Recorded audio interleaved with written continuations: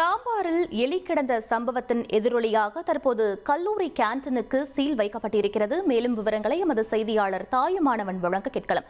தாயுமானவன், இந்த விவகாரத்தின் பின்னணி என முழு விவரங்களை பதிவு பண்ணுங்க.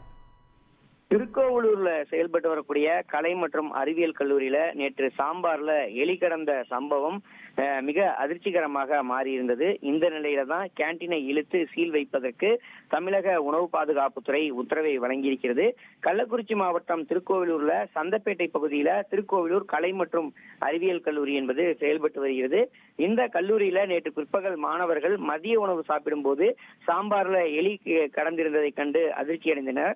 உடனடியாக உணவு பாதுகாப்புத்துறை அதிகாரிகளுக்கு தகவல் தெரிவிக்கப்பட்டிருந்தது. தகவல் அறிந்து வந்த உணவு பாதுகாப்புத்துறை அதிகாரிகள் கேன்டீனை ஆய்வு மேற்கொண்ட போது உணவு பாதுகாப்புத்துறை வழிகாட்டு நெறிமுறைப்படி உணவுகள் சமைக்காமல் இருந்தது தெரிய வந்திருந்தது.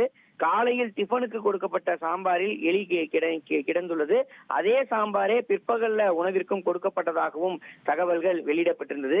இந்த நிலையில தான் இந்த சம்பவம் தொடர்பாக உணவு பாதுகாப்புத்துறை திருக்கோவிலூர் கலை அறிவியல் கல்லூரியில செயல்பட்டு வரக்கூடிய கேன்டீனை உடனடியாக இழுத்து சீல் வைக்க உத்தரவிட்டிருக்கிறது.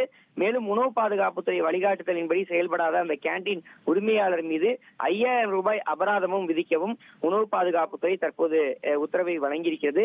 புதிய கேன்டீனுக்கு டெண்டர் கோரப்பட்டிருக்கிறது. அதுவரை மாணவர்கள் வெளியில் இருந்தும் வீட்டில் இருந்தும் உணவை கொண்டு வந்து சாப்பிடலாம் எனவும் தெரிவிக்கப்பட்டிருக்கிறது.